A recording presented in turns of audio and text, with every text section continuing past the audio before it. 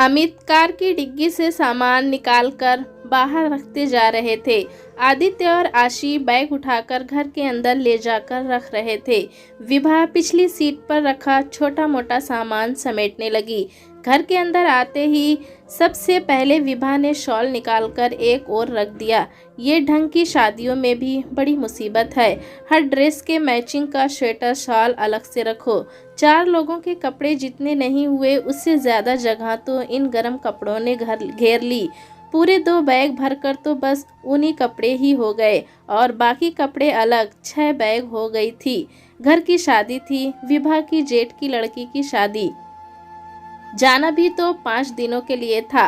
अब शादी में सुबह से रात तक कोई एक ही कपड़े में तो रह नहीं सकता, तो एक दिन के 2 जोड़ तो रखने ही पड़ते हैं। चारों के मिलाकर तो ढेर कपड़े हो गए और उस पर ये ऊनी कपड़े। कमरे में रखे बैग्स का ढेर देखकर विभा को थकान हो आई।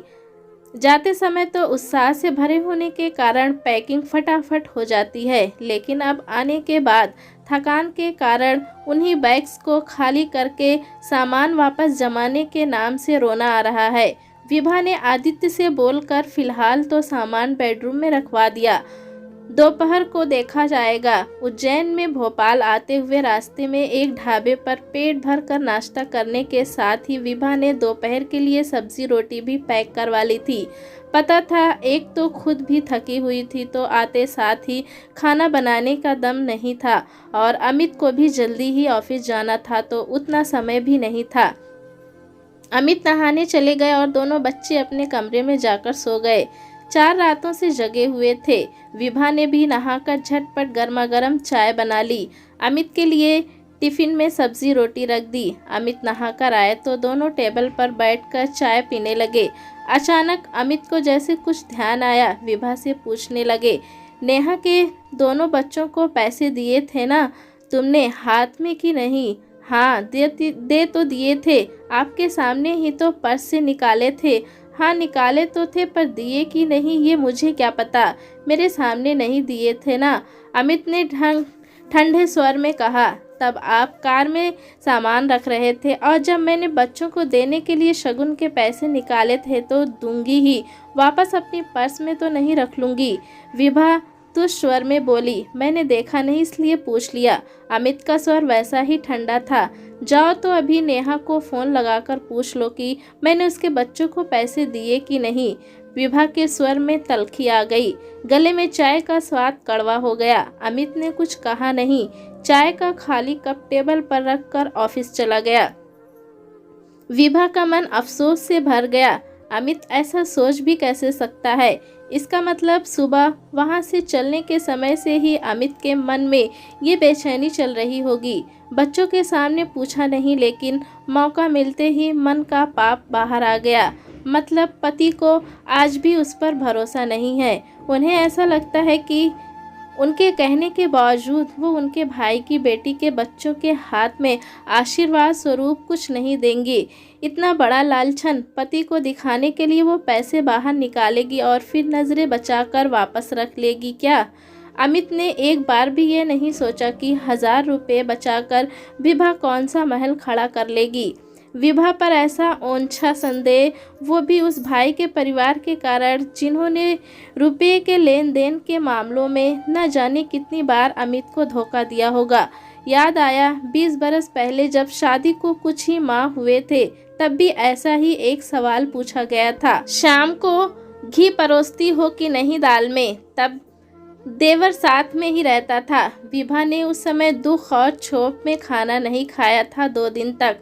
ऐसा कुछ विचार कि वो पति को दाल में घी परोसेंगी और देवर को नहीं, कभी भी उनके मन में नहीं आया। लेकिन जो 7 फेरे लगाकर 7 जन्मों का साथ निभाने का वचन देकर महज विश्वास की एक नाजुक डोर से बांधकर हमेशा के लिए इस घर में लेकर आया है, उसी के मन में विभा अपनी सहश्री को लेकर इतना संदेह, मन में पत्नी रूपी स्त्री के प्रति ऐसी सोच लेकर भी पुरुष उसके साथ पूरी उम्र गुजारता है, उसे अपनी संगिनी सहधर्मिणी कहता है और 21 वर्ष बाद भी वो दुराव व संदेह आज भी मन में वैसा ही ताज़ा है, जबकि वो पूरी निष्ठा से अपने सारे कर्तव्य निभा जाती है।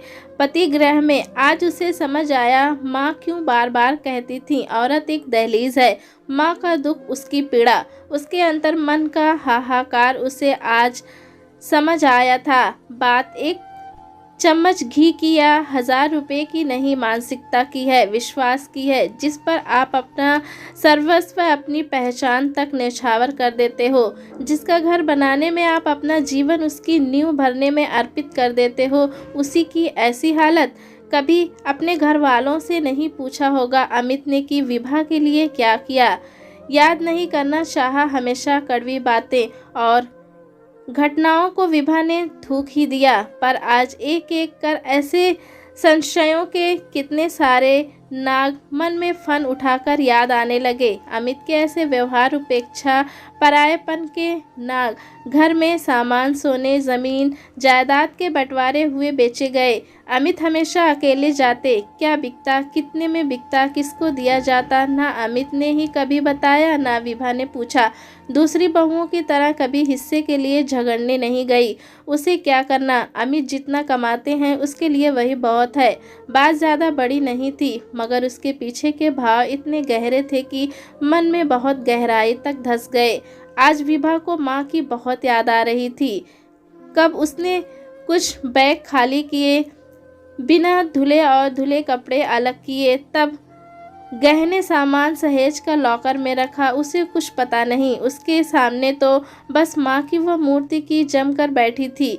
बचपन से ही विभा देखती आई थी। पूरे ठाट बाट संपन्न समृद्धि घर में भी माँ कभी कभी हताश सी सांस भर कर कहती, औरत एक दोहरी है, बस देहरी और कुछ नहीं। तब उस उम्र में विभा को बहुत आश्चर्य होता था। इतना बड़ा समृद्ध सुखी घर परिवार और फिर भी माँ कभी कभी अचानक इतनी दुखी, इतनी अकेली सी क्यों लगती हैं। जब कभी माँ बरामदे की दहलीज की लकड़ी की चौखट को बड़े लाड और अपनेपन से सहलाती, तब हंसी भी आती और अंदर ही अंदर दिल रोने को हो जाता कि कहीं मेरी माँ पागल तो नहीं हो रही। और विभा दौड़कर माँ के सीने से लिपट जाती। इस उम्र में जाकर विभा को माँ का दुख समझ आया। शरीर पर लदे किलो भर सोने के गहनों से औरत सुखी नहीं होती। सुखी होती है अपने परिवार का विश्वसनीय हिस्सा बनकर, अपने घर में अपना अधिकार पाकर, अपने व्यक्तित्व की ठोस उपस्थिति जताकर। मगर कितनी औरतों को वास्तविक अर्थों में घर में उनकी जगह मिलती है। अधिकांश तो अपने घर के भुलाव में भी उम्र काट देती हैं। घर की देहरी और माँ एक दूसरे की तत्सम थी। दोनों घर के भीतर ना आ पाने के कारण दुखी थी और सांझ की निस्तंभ बेला में दोनों एक दूसरे के साथ अपना दुख बांटती थी। घर की दहलीज जैसे कभी घर के अंदर नहीं आ पाती और उखड़कर बाहर भी नहीं जा पाती, वैसे ही बरामदे के किवाड़ से सर टिकाकर बैठी विभा सांझ ढले तक आंखों से न जाने 21 वर्ष की कितनी पीड़ाओं को बहाती रही। कंधे पर किसी का स्पर्श पाकर चौंक गई। जल्दी से आंसू पोंछकर देखा, हाथ में चाय की ट्रे लेकर आशी खड़ी थी। आशी ट्रे नीचे रखकर विभा के कंधे पर सिर रखकर वहीं बैठ गई। विभा की आंखें फिर से नम हो गई। पिता विरासत में धन संपत्ति देता है, लेकिन माँ अपनी बेटी को विरासत में दहलीज का श्राप देती है। पिता के घर से उखड़कर पति के घर में चुन दी जाती है। औरत एक दहलीज है। दोस्तों, कहानी कैसी लगी हमें कमेंट में ज़रूर बताएं। चैनल पे नए हैं तो एक लाइक और सब्सक्राइब करना ना भूलें।